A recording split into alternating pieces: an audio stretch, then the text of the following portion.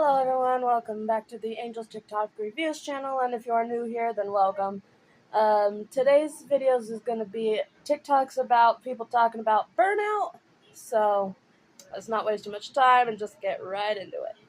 It takes a lot to burn out your best employee, but once that employee realizes what's happening and that they've been overworked for such a long time and that's why they're feeling the way they're feeling, and they have coworkers who are doing the bare minimum and still getting the same pay, some of them even getting raises, you better panic, okay? You better have a plan, okay? Because they're going to become a whole new employee. They're going to be doing the bare minimum just like everybody else, and you can't sit there and question where this came from because you should have knew this whole time that that employee has been overworked with absolutely no help. I made the mistake of laying back in bed after I dropped my son off from school, and this is where I will stay until my physical therapy at 2:30 today. I'm so tired of this. What's the point if I can't do anything? Tell me it gets better. I know you're not going to believe me when I say this, but there's a version of you that exists that knows what peace feels like.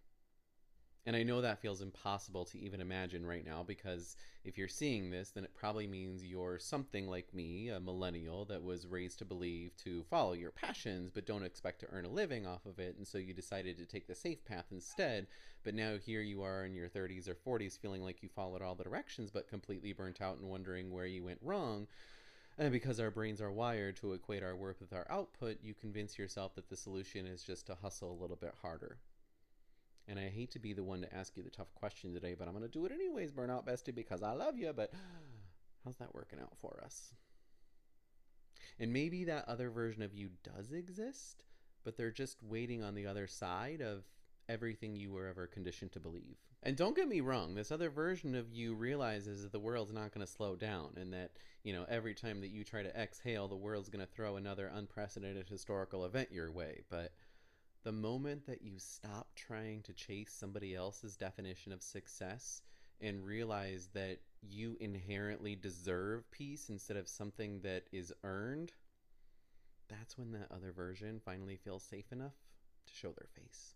When it comes to burnout, I really think that it's from giving too much. You're giving too much of yourself. You're exerting too much energy, and it's draining you. I think that we need to come back into balance. And I think that too much giving is burnout on one side, and not enough energy, not enough of your energy being expressed is depression. It's on the other end. And so we need to come back to the middle, and that's where balance is, where it's like the perfect amount of you sharing your gifts, right? Your life purpose, what you want to do, but not doing it in a way where you need to make something happen. You need to prove yourself, right? It's in this way of like, this is my joy. I love doing this.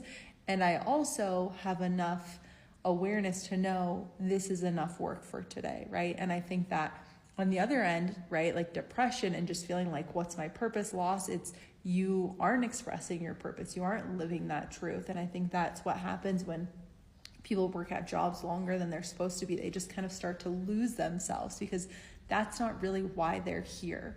Raise your hand if you're noticing a pattern where you feel too overwhelmed to even know where to start. So you reach for your phone to rest a little bit before you begin, and then you come back to awareness 2 hours later, feeling worse than when you started. One of my favorite things about this job is that no 2 days are ever the same. I just made myself a little salad, so I thought that we could chat through what I've got on this week and what exactly I do with my days. For reference, I work part-time Monday through Wednesday. Thursday and Friday are my social media days.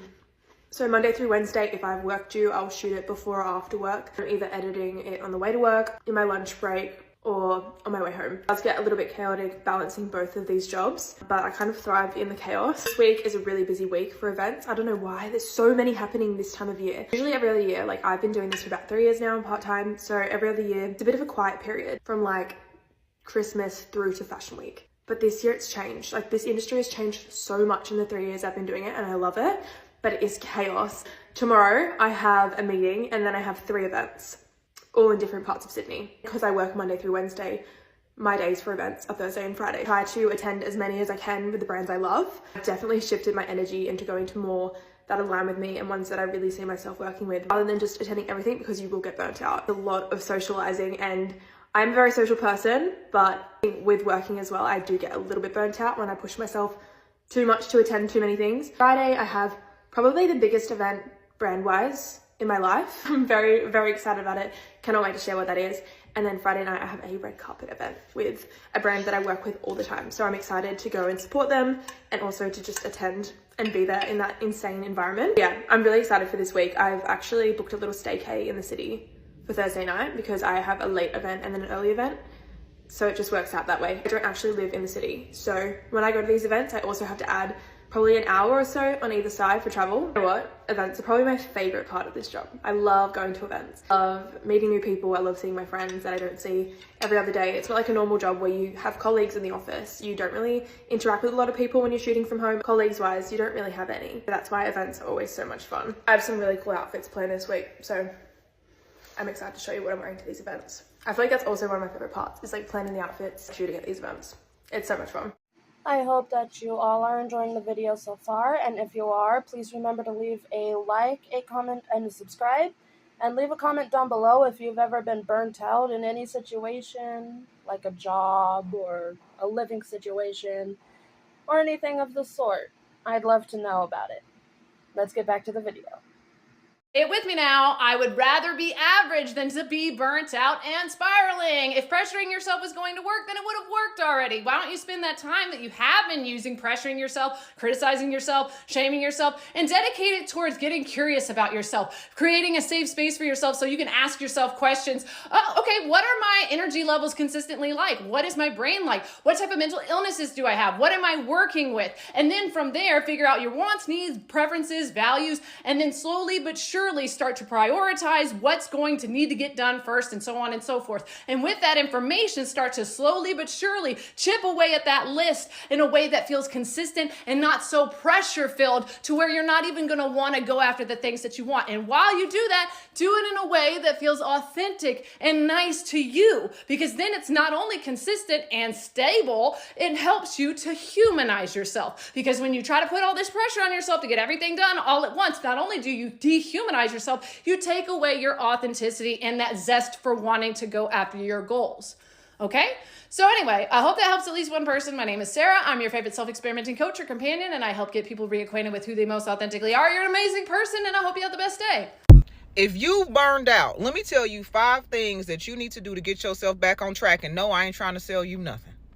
The first thing is stop talking so bad about yourself. You see, when you burned out, it means that there's an imbalance. It means that you have been put in situations that do not support who you are. And instead of actually looking at the situation, you point the blame back on you. You talk about your neighborhood. You talk about your circumstances. You talk about your finances. You talk about how you would be a much better person if you just had X, Y, and Z. When you do that, you neglect to see the value in what's right in front of you. Stop talking bad about yourself.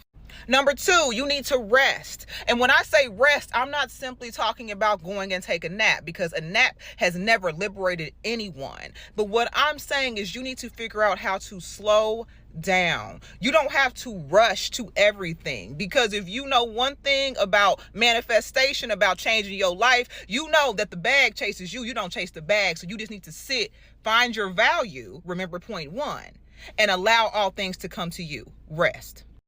Number 3, you're going to create, okay? A lot of us are out of practice with creation. We're producing things. We're producing things for others. We're producing outcomes. We're producing kids. We're producing. But we need to create.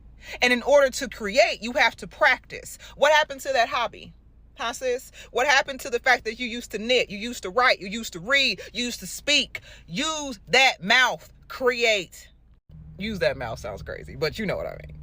Number 4, forgive. Oh, this the one, baby. You need to forgive. And the forgiveness is not for the other person. And forgiveness does not mean that they get a spot in your life. It simply means that you say that you are no longer taking up space in my emotional capacity because it's too expensive for me right now. I need all of my funds, all of my rejuvenation to focus on me. So I'm going to forgive you, release you. And if you want to let them back in, do it. But be very careful of what strays you let in on your doorstep. Number 5, and most importantly, be patient. Be patient with yourself. Be patient with those around you, and allow yourself to go through every single emotion, every single one, whether it's grief, whether it's joy. Allow yourself to feel. I love y'all. Bye. You are likely to experience burnout if you struggle to put stickers on things. You are likely to experience burnout if, from a very young age, you took your grades very, very seriously. You are likely to burn out if you need input from other people before you can make decisions. You are likely to burn out if you can't just buy a product. You have to do hours of research on the best potential product before you move forward with the process. You are likely to experience burnout if you really struggle to stick to something that you are not immediately good at. You are more likely to experience burnout if you have ever been told you are a joy to have in class and you are easy to manage. What all of these things tell me is that you take yourself and your life very seriously. You're going through life holding on to it like this, just white knuckle grip, trying to make sure that things go right, when we're actually just supposed to experience life like this. Open palm, kind of relaxed. Life's an experience, not a performance. It takes a lot to burn out your best employee, okay? That worker you depend on, that you go to for everything. The moment you burn them out and they realize it, that they're overworked and underpaid, I'm going to pray for that company, because that employee is going to turn into a brand new person. They're not even going to recognize themselves at the end of the day, because they're so tired, they're so overworked. They've been like doing most of the work by themselves and not saying anything, okay? Because they're trying to be a team player. They're trying to do the right thing in their head, right? But now they're tired. Now they're exhausted. They haven't seen payoff. There's really nothing that's motivating them to continue to keep doing all that extra stuff. So now they're only going to do the bare minimum. They're going to do whatever is necessary for them to keep that job. And the managers are going to start to say, oh, something's going on. Is everything okay? And it's like, yeah, everything's just dandy. Okay, I'm doing my job now. I'm not doing the 12 jobs that I've been doing. Okay, so for any company that has completely burned out an amazing worker, I'm going to continue to pray for you, because you just lost somebody really, really great, and you guys should have appreciated them when you realized what they were doing. How to actually recover from burnout and why rest isn't the answer. So you've taken time off from work, you have decided to take some more rest and to just slow down everything, and you're still finding yourself absolutely exhausted. The chances are that you're actually suffering fully from burnout. Because burnout isn't just about being tired, it's actually about your body being in full survival mode. So if you could sleep for a week and after having lots of rest, you're still feeling absolutely exhausted, you need to know that rest isn't the same as a recovery. And this is because your body is in what we call fight or flight mode, and that nervous energy that you've got built up means that you are constantly focusing on the negatives, which means that even when you're trying to rest, your body and your mind are completely wired still. This is where most people go wrong, because they think that rest will get them out of their burnout, where actually you need to get into a recovery cycle, which will help with the process of rebuilding you from the inside out. So what you need to do is actually reset your nervous system, and there are 3 tactics that I've used which you should find will really help you get that first process moving. It might sound super simple, but the first one is just giving yourself the opportunity to move, and that can just be in the smallest sense, getting your shoes on and just stretching, taking a 5-minute walk. You'll find this will just lower yourself from red down to amber and then hopefully down to green. Next is just take some active stress relief. And that can be anything from tensing your body and then just relaxing, or just being mindful, scanning your body and going, what is the sensation? What am I feeling now? And asking yourself if that is a valid feeling that you have. And the last one is setting some actual boundaries that will support your process of recovery, not ones that if you break them, you'll just go back to old habits and then you'll stay in that burnout cycle. So when you reset properly, the brain fog will go, you'll be able to give yourself the opportunity to reset your nervous system, and you'll start getting some clarity, some movement, and start taking some action forward. And this will help you in breaking the cycle and resetting your nervous system. If you found that useful, as always, please like, share and follow for more. And I've got loads of free resources. If you want to download them, just click on my link. Thank you. So let's be honest. Burnout is completely lonely. You stop replying to messages, you cancel plans, and you just can't get yourself to stay connected to people, but you're actually feeling completely lonely.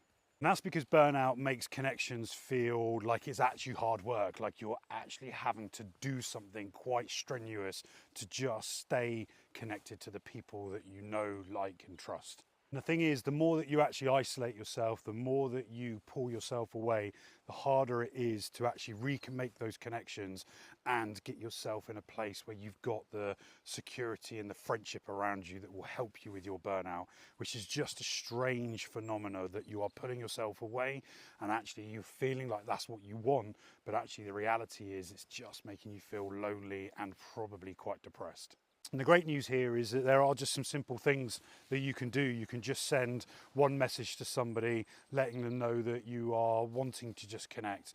Do a low energy connection meeting, so just go and have a coffee with somebody and just let somebody know that you know is there for you, that you're struggling, and you'll find these things will really help you back on your path. And the thing is that burnout feels really, really lonely, but the reality is that we just need to make these small connections and these small steps, because our burnout recovery happens when we get connection with other people. And just know these two things: you are not alone, and there are people out there that will help you.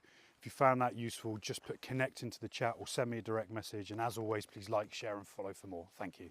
Alright everyone, that is the end of this video. I hope you enjoyed, and please remember to leave a like, comment, and subscribe, and I will see you guys in the next video. Bye!